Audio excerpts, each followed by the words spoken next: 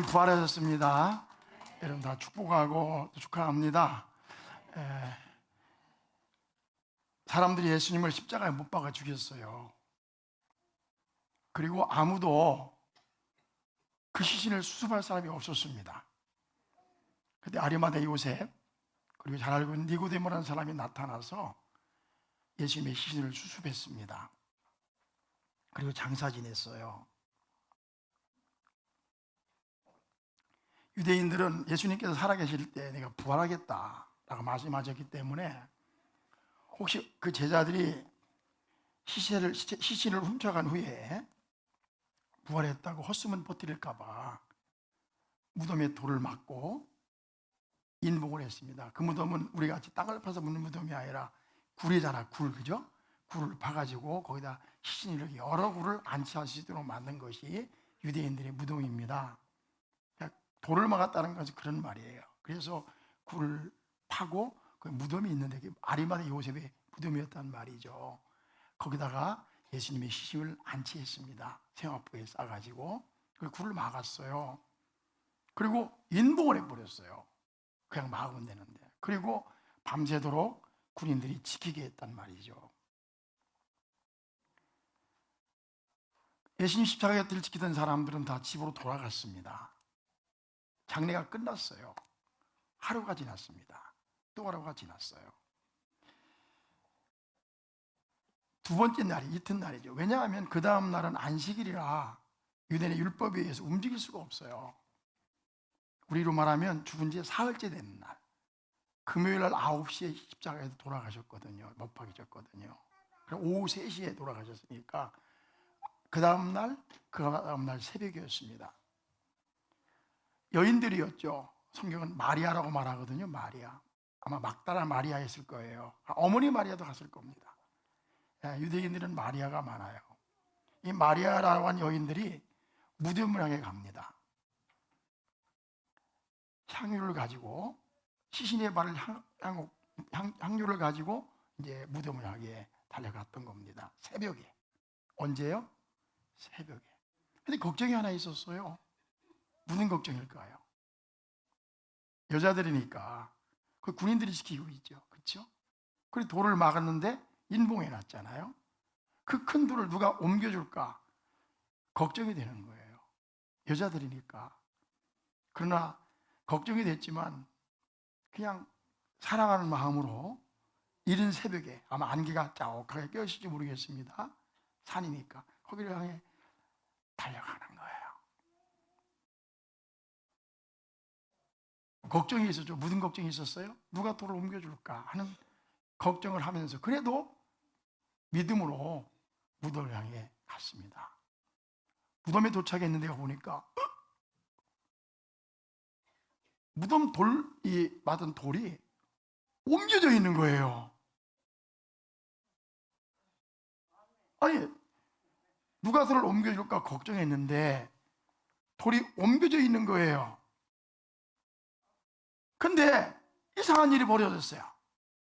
아, 잘 됐다.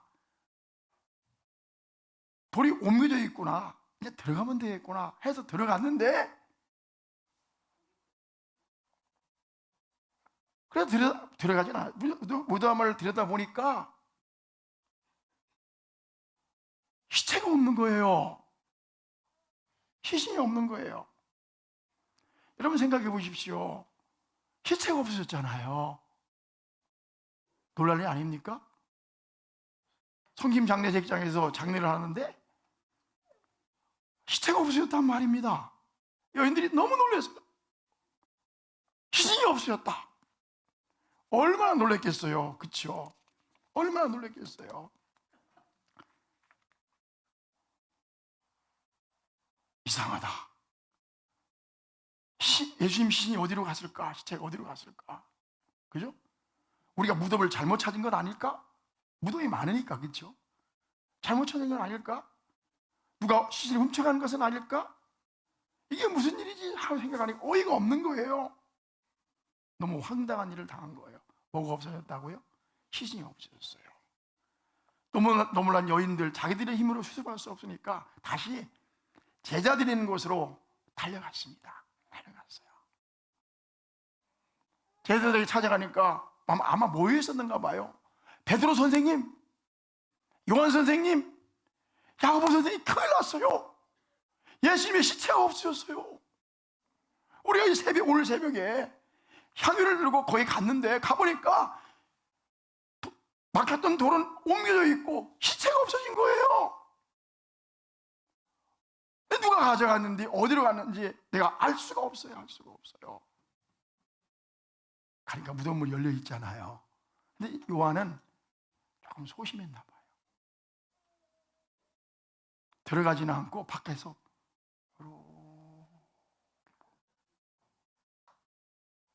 그들을 따라온 베드로가 그냥 오자마자 안으로 샥 들어갔어요. 가보니까 정말 시신이 없는 거예요. 그제서야 베드로와 요한이, 다음에 요한도 들어가요. 이제 베드로가 들어가니까 요한도 들어가. 그제서야 시체가 없어졌다는 것을 알게 됐어요. 그래서 요한복음 20장 8절에 이렇게 말씀하고 있거든요. 요한복음 20장 8절을 보세요. 20장 8절에 그때야 무대에 먼저 갔던 그 다른 제자도 들어가 보고 믿더라. 같이 읽어볼래요? 시작. 그때야 무덤에 먼저 갔던 그 다른 제자도 들어가 보고 믿더라. 뭘 믿었어요? 부활하신 예수님을 믿었어요? 아니에요. 시체가 없어졌다는 것을 믿었더라 그 말이에요. 뭐가 없어졌다고? 시체가 없어졌다는 걸 알게 됐어요. 그러니까 베드로가 먼저 들어가고 거기 보니까 그때 무덤에 먼저 갔던 그 다른 제자 누구죠? 요한은 자기 이름은 요한복음이기 때문에 지 이름은 안 써요. 먼저 갔던 그 제자도 돌아보고 믿더라. 그러면서 9절에 이렇게 말씀하고 있거든요. 그들은 성경에 그가 죽은 자 가운데서 다시 살아나야 하리라 하신 말씀을 아직 뭐하더라? 알지 못하더라. 이 말은 무슨 말인가 하면요, 알지 못했다는 말이 아니라 이해하지 못했다 이런 뜻이에요. understand.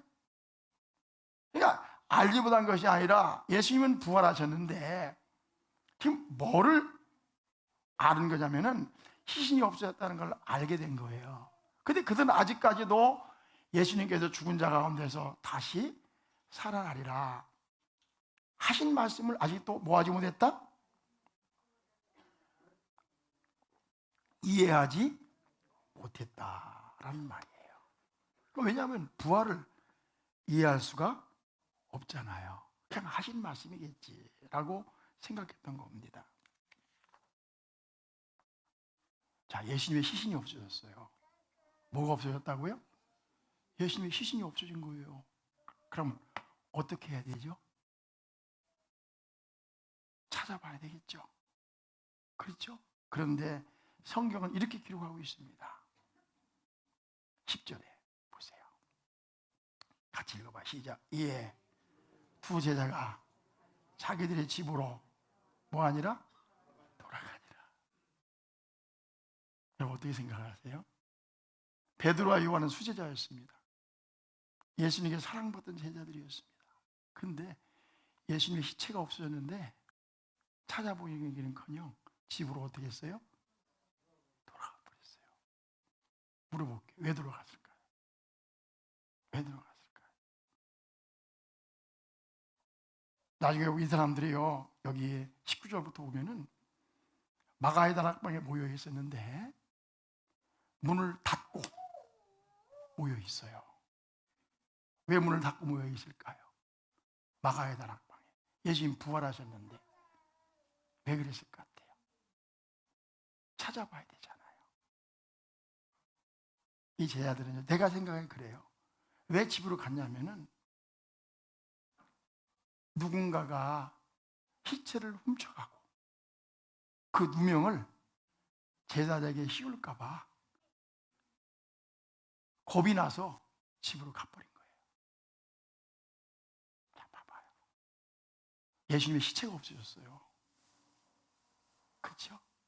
근데 찾을 생각을 않고 뭐부터 생각했어요? 누명 쓸 것부터 생각한 거예요.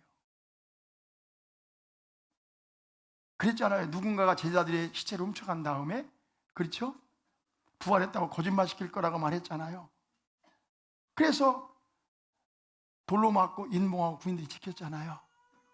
근데 제자들은 시체가 없다는 사실을 알았을 때 어떤 생각을 했겠습니까? 자기들은 안 훔쳐갔잖아요. 근데 누군가가 시체를 훔쳐가고 그 누명을 누구에게? 제자들에게 씌울 것을 두려워했나 봐요. 그러니까 잘 생각도 않고 돌아갔던 거예요. 어떻게 예수님의 제자들은요, 끝까지 비겁했어요. 베드로도 그렇고 요한도 그렇고요, 예수님의 십자가에 못 박힌 현장에도 없었어요. 주랭랑 쳤어요. 그렇죠? 도망갔단 말이에요. 오늘도 자기와 이해관계가 얽히면요, 교회든 주님이든 없는 사람들이 있어요. 주님이 먼저가 아니라 자기가 먼저인 사람들이 있습니다. 기가 막힌 거죠. 우리 성도들이 예수님 제자들처럼 안 하기를 축복합니다. 누명 쓸 수도 있지 뭐, 그치? 억울함을 당할 수도 있지.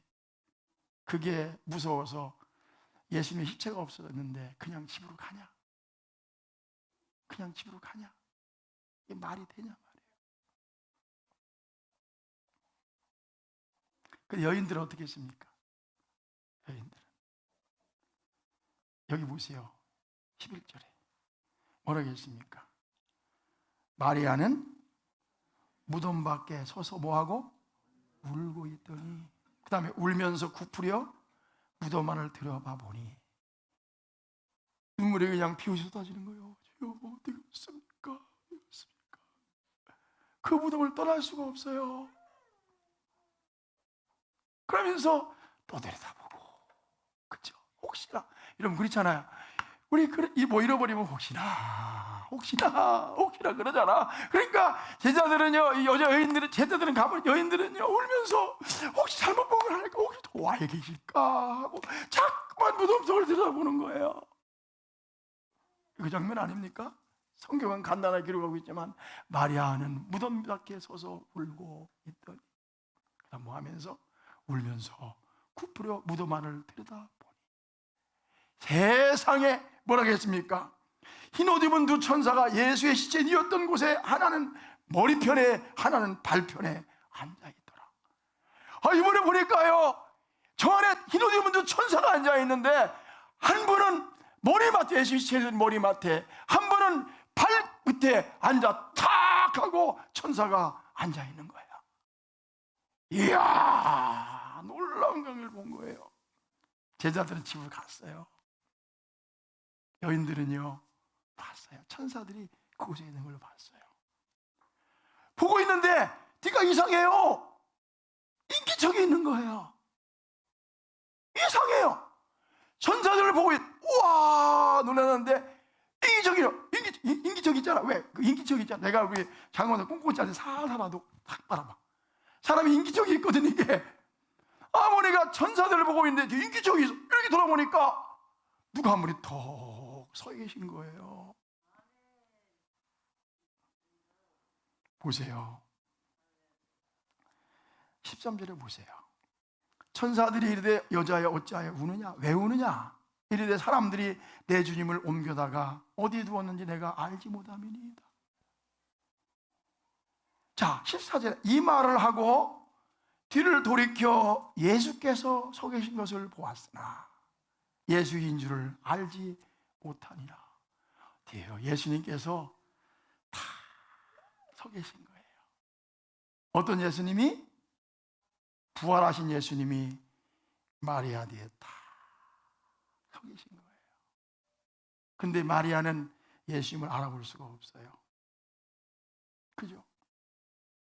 또 예수님 물어보세요. 15절에 예수께서 이르시되 여자여 어찌하여 울며 누구를 찾느냐? 물어보세요.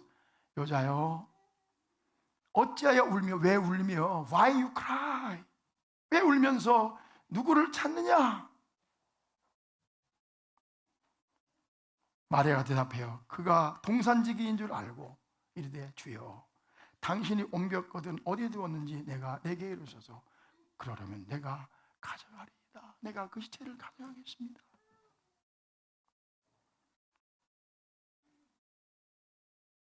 16절에 보세요. 예수께서 마리아야, 예수께서 마리아야 하시거늘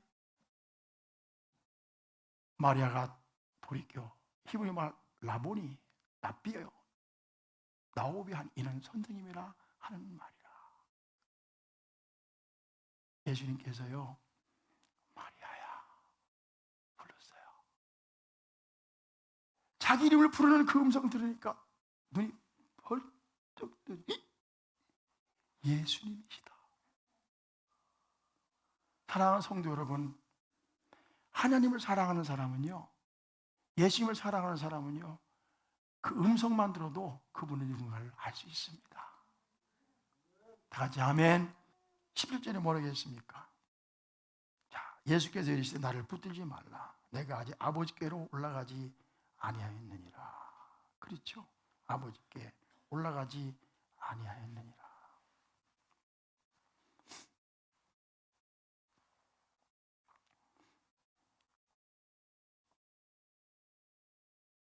내가 내 아버지 곧 너희 아버지 하나님, 내 하나님 곧 너희 아버지 하나님께 올라간다 하리니 막다나 마리아가 가서 제자들에게 내가 주를 보았다 하고 주께서 자기에게 이렇게 말씀하셨다 하니라. 여기 보니까 보세요. 19절에 뭐라고 했냐, 이날 곧 안식 후 첫날 같은 날이잖아요. 저녁 때에 제자들이 유대인들을 두려워하여, 그게 나오잖아요. 유대인들을 두려워해서 무서웠던 거예요. 모인 곳에 문을 닫았더니 예수께서 오사 거기 가운데 서서 이르시되 너희에게 평강이 있을지어다. 그러면서 20절에 뭐라 해요? 이 말씀을 하시고 손과 옆구리를 보이시니 제자들이 주를 보고 기뻐하더라. 예수님께서 마침내 두려워해서 문을 닫고 모이는 베드로, 요한, 야고보 제자들이 모이는 그곳에 예수님이 찾아가신 거예요. 그리고 뭘 보여줬어요? 손바닥, 못자 없는 손을 보여주신 거예요. 아마 부활하신 예수님 몸에도 아직 흔적이 있는가 봐. 못자국. 봐라. 창에 찔린 옆구리를 보여주셨어요. 나다. 그렇죠? 부활했다는 것을 두려워하는 제자들에게 보여줬던 겁니다. 그리고 뭐라고 해서 보니까, 자, 20절에 이 말씀을 하시고 손과 옆구리를 보시시니 제자들이 주를 보고 뭐하더라? 기뻐하더라. 기뻐하더라. 저를 봐봐요. 오늘 성도들 누구에게나 우리 주님께서 오늘 부활절 아침에 이 못자 없는 손을 좀 보여줬으면 좋겠어요. 그리고 창자 없는 옆구리를 보여주시면서 내가 부활했느니라 믿느냐, 그렇게 했으면 좋겠어요. 다 같이 아멘. 예수님 우리를 위해서 십자가에 못 박히셨어요. 믿으시면 아멘. 나를 위해서 옆구리에 참으로 찔림을 당했어요. 할렐루야. 부활절에 보여줄 거 아니에요. 얘야, 네가 손에 못자국을 봐라, 옆구리에 창자국을 봐라. 그렇죠? 이 아침에 혹시 우리 가운데 아직도 신앙이 없는 분이 있다면, 예수님의 부활을 믿지 못한 분이 있다면요, 찾아가셔서 예수님께서 손을 보여줬으면 좋겠어요. 그 옆구리를 보여줬으면 좋겠어요. 그리고 믿으라고 말씀했으면 좋겠어요. 다 같이 아멘. 그리고 이제 여드레가 지났어요. 자, 24절로 가봐요. 12제자 중에 하나로서 디두모라 불리는 도마가 예수께서 오셨을 때 함께 있지 아니한지라. 다른 제자들이 그에게 이르되 우리가 주를 보았노라 하니 도마가 이르되 내가 그를 손에 못자국을 보며 내 손가락으로 그 못자국을 넣으며 내 손을 그 옆구리에 넣어보지 않고는 믿지 아니하겠노라. 근데 그 중에 하필 그 자리에 왜 그런지는 모르겠어요. 도마가 어디 갔다 온지 모르겠어요. 도마 그 자리에 없었어요. 제자들이 이제 믿었어요. 아, 예수님 부활하셨다고. 그죠? 믿었잖아요. 그래서 도마를 보고 도마에게, 도마야, 우리 부활하신 예수님 만났어. 예수님 부활하셨어. 그러니까 도마가 뭐라 하냐면, 내가 그 손 만져보고 그 옆구리 내가 만져보기 전까지, 손 넘어보기 전까지 난 못 믿어. 못 믿어. 근데 여러분, 도마는요, 내가 볼 때 가만히 도마에 대한 공부를 해보니까 도마가 이게 희죽이한 제자가 아니더라고요. 제자들 중에 도마는요, 굉장히 똑똑하고 굉장히 이기적이고 의리가 있는 사람이었어요. 그러니까 도마를 설득해야 되는 거라. 그래서 도마가 예수님 부활했다고 얘기했더니 도마가 나 못 믿는다. 우리가 봤다고 해도 내가 내 눈으로 직접 보기 전까지는 못 믿는다고.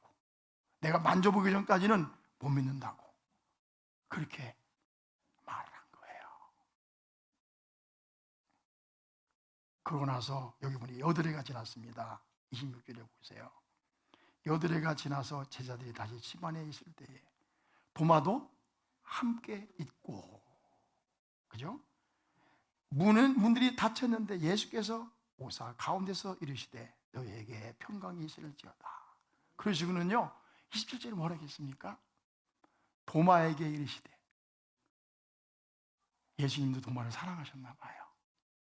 도마에게 이르시되, 누구에게 이르시되? 도마에게 이르시되, 내 손가락을 이 내밀어 내 손을 만져보고 내 손을 내밀어 내 옆구리에 넣어보라. 그리하여 믿는 없는 자가 되지 말고 믿는 자가 되라. 도마가요, 주책이에요. 만져보는 거요. 또 이렇게 넣어보는 거요. 그리고 무릎을 꿇었어요. 뭐라고 했습니까? 나의 주님이시오, 나의 하나님이십니다. 시작. 나의 주님이시오, 나의 하나님이십니다. My Lord, my God. 고백했어요. 당신은 나의 하나님이십니다. 나의 주님이십니다.